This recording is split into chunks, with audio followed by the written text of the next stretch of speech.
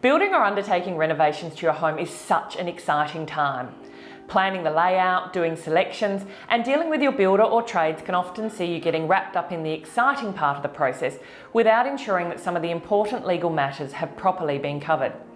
Having practiced in this area for a really long time, something I often hear in domestic building work disputes is that I didn't know that I could check that, or that wasn't given to me and I didn't know that it should have been.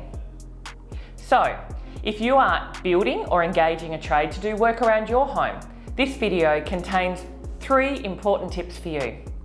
Tip 1. Before agreeing to a quote from your builder or trade, it's important that you check that they have a license for the work that they are actually going to do for you. We are seeing more and more complaints about work from trades that don't have a license or that don't have the correct license for the work that's been undertaken for the owner.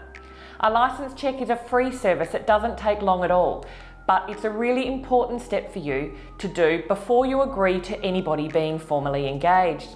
The South Australian Government provide a free service for this check on their website, the details of which should be on your screen now. Tip 2. If you are having work done on your house that is over $12,000, then in South Australia there is an act that outlines the formal requirements that must be complied with by the builder or trade. This is called the Building Work Contractors Act. Under Section 28 of this Act, there are requirements for a domestic building work contract for work over $12,000 that clearly sets out what a contract must include. Firstly, it must be in writing and legible. Secondly, all the terms need to be set out. Thirdly, it needs to contain certain details about the builder, such as their licence number. And fourth, it has to be signed by both the owner as well as the builder. A signed copy of that contract, along with a prescribed notice, which is called Form 1, your building contract rights and obligations, must be given to you as soon as possible after the signing.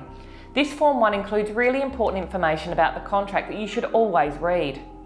If the value of the work that is being done for you is less than $12,000, it's still a really great idea to have a written contract so that you and the builder are both aware of all of your rights and obligations. Lastly, tip 3.